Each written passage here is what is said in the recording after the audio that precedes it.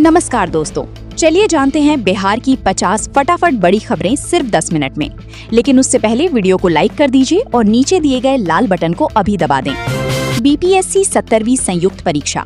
बिहार लोक सेवा आयोग ने आगामी 70वीं मुख्य परीक्षा के पाठ्यक्रम और परीक्षा केंद्रों की तैयारियों की समीक्षा बैठक की। बिहार पुलिस सिपाही भर्ती अपडेट।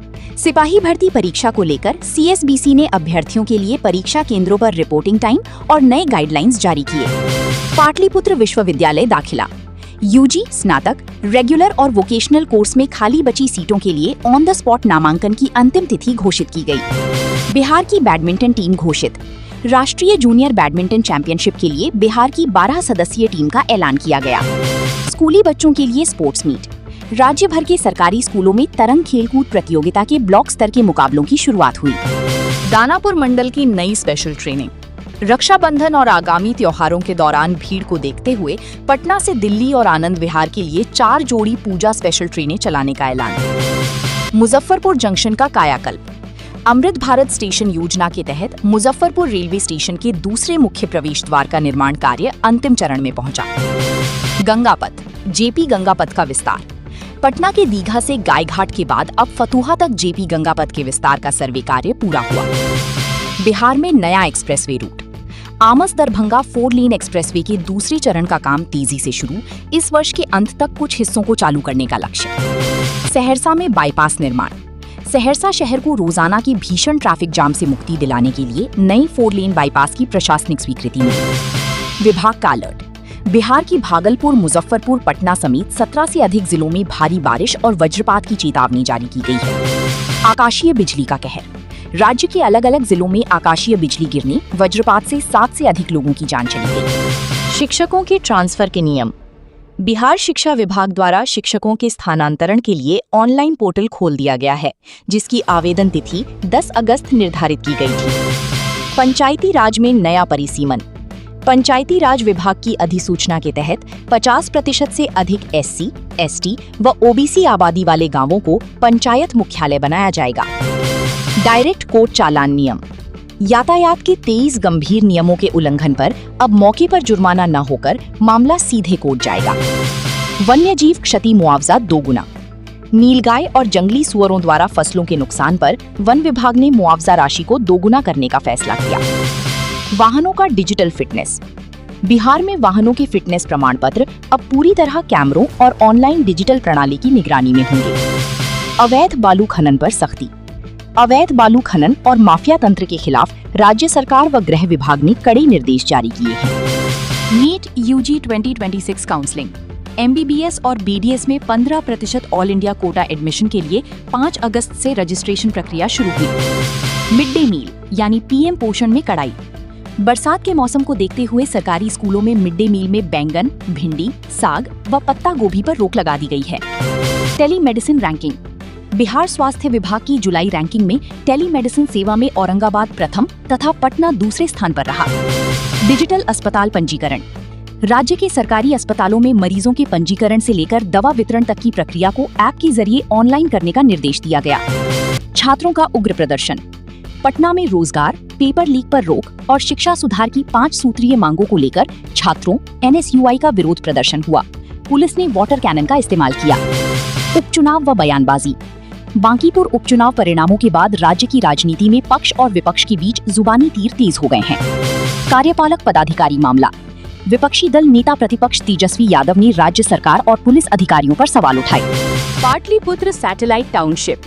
81,000 प्लस एकड़ में ग्रीनफील्ड टाउनशिप विकसित करने की योजना पर काम तेज, जहां लाखों लोग अत्याधुनिक सुविधाओं के साथ रह सकेंगे। Patna elevated road project. Patna की ट्रैफिक व्यवस्था सुधारने के लिए सरिस्ताबाद से दीदारगंज तक एलिवेटेड रोड निर्माण की योजना पर कार्य जारी। Dial 112 data centre. पटना में 172 करोड़ रुपए की लागत से डायल 112 और बिहार पुलिस डेटा सेंटर भवन निर्माण की मंजूरी दी गई। नई सीएनजी और ईंधन स्टेशन। राजधानी पटना में कनेक्टिविटी और स्वच्छ ईंधन को बढ़ावा देने के लिए नई सीएनजी पंप स्थापित करने का प्रस्ताव पास। चीनी मिलें पुनः चालू करने का रोड मैप। उद्योग विभाग ने राज्य में बंद पड़ी चीनी मिलों को पुनः शुरू करने और नई प्लांट लगाने के लिए निर्देश दिए हैं। पान की खेती पर सब्सिडी। बिहार सरकार द्वारा पान की खेती करने वाले किसानों को 12,000 रुपए तक की सहायता या सब्सिडी राशि दी जा रही है। सीमेंट फैक्ट्री का विस्तार। मुजफ्फरपुर, बांका और किशनगंज जिलों में नई सीमेंट उद्योगों की स्थापना के लिए कड़ी प्रशासनिक निर्देश जारी। जहानाबाद NH-33 सड़क हादसा। काको थाना क्षेत्र में हाईवा ट्रक की टक्कर से कृषि सलाहकार की मौत के बाद ग्रामीणों ने सड़क जाम कर हंगामा किया। पटना में साइबर ठगी। बैंकिंग ऐप व तकनीकी खामियों का फायदा उठाकर साइबर अपराधियों ने खातों से लाखों उड़ाए, पुलिस जांच में जुटी। मोतिहारी में मंदिर चोरी का खुलासा। लखौरा थाना पुलिस ने मंदिर से चोरी हुई मूर्तियों के मामले में आरोपी को गिरफ्तार कर मूर्तियां बरामद की। 19 विशेष SC/ST अदालतों की मंजूरी। बिहार कैबिनेट ने अनुसूचित जाति जनजाति अत्याचार निवारण अधिनियम के तहत त्वरित मामलों के निष्पादन के लिए 19 विशेष अदालतों के गठन को हरी झंडी दी। राजगीर में स्पोर्ट्स साइंस सेंटर। खेल के बढ़ावा देने के लिए कैबिनेट ने राजगीर में अत्याधुनिक स्पोर्ट्स साइंस सेंटर की स्थापना व संचालन प्रस्ताव को स्वीकृत किया। हेल्थ केयर में PPP मॉडल। 16 मेडिकल कॉलेजों और अस्पतालों को public private partnership PPP model के तहत और बेहतर बनाने के लिए प्रशासनिक स्वीकृति मिली। अमीनों के तबादले में ढील। राजस्व एवं भूमि सुधार विभाग ने अमीनों के ट्रांसफर के लिए 3 की जगह अब 5 जिलों का ऑनलाइन विकल्प चुनने की छूट 7 अगस्त तक बढ़ा दी है। NDPS मामलों के लिए विशेष पद। भागलपुर, पूर्णिया और गया न्यायालयों में NDPS केसों की सुनवाई हेतु 27 नए पदों के सृजन को मंजूरी दी गई। दीपक प्रकाश MLC मनोनीत। बिहार के राज्यपाल ने पंचायती राज मंत्री दीपक प्रकाश को विधान परिषद का सदस्य MLC मनोनीत किया। केंद्रीय मंत्री के फर्जी PA की गिरफ्तारी। केंद्रीय मंत्री राजीव रंजन सिंह ललन सिंह का फर्जी PA बनकर जेलर को फोन करने वाले व्यक्ति को पटना पुलिस ने धर दबोचा। प्रशांत किशोर का वार्ड दौरा शेड्यूल। बांकीपुर चुनाव के बाद जनसुराज प्रमुख प्रशांत किशोर ने अपने क्षेत्र के हर वार्ड में जाने का आधिकारिक शेड्यूल जारी किया। सहयोग पोर्टल का असर। राजस्व मंत्री ने बताया कि सहयोग पोर्टल के माध्यम से जनता की भूमि विवाद से जुड़ी समस्याओं का तेजी से निपटारा हो रहा है। बांकीपुर समीक्षा बैठक। बांकीपुर उपचुनाव परिणामों के बाद बीजेपी और NDA खेमे में बैठकों का दौर जारी रहा। गया में धान की रोपनी प्रभावित। कम बारिश के कारण गया जिले में धान की रोपनी लक्ष्य से 50% पीछे रह गई है, जिससे किसानों में चिंता है। मानसी रेलखंड पर कटाव रोधी कार्य। नेपाल से पानी छोड़े जाने के बाद मानसी रेलखंड पर नदियों के जलस्तर बढ़ने से कटाव रोकने हेतु बोल्डर क्रेटिंग का काम शुरू हुआ। इंद्रपुरी बैराज का 30% कार्य पूरा। रोहतास के इंद्रपुरी बैराज से जुड़े जीर्णोद्धार कार्य का 30% काम पूरा हो चुका है, जिसे दिसंबर तक खत्म करने का लक्ष्य है। सारण में पौधरोपण अभियान। मुख्यमंत्री जल जीवन हरियाली योजना के तहत सारण जिले में निजी पौधरोपण का कार्य तेजी से शुरू किया गया। उत्तर बिहार में भारी बारिश। पूर्वी चंपारण, किशनगंज और सीतामढ़ी में मौसम विभाग ने मूसलाधार बारिश का अलर्ट जारी किया है।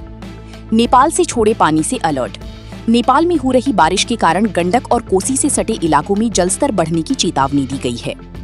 दक्षिण बिहार में वज्रपात की आशंका। बक्सर, गया, रोहतास और अररिया में मेघ गर्जन के साथ आकाशीय बिजली चमकने की एडवाइजरी जारी की गई।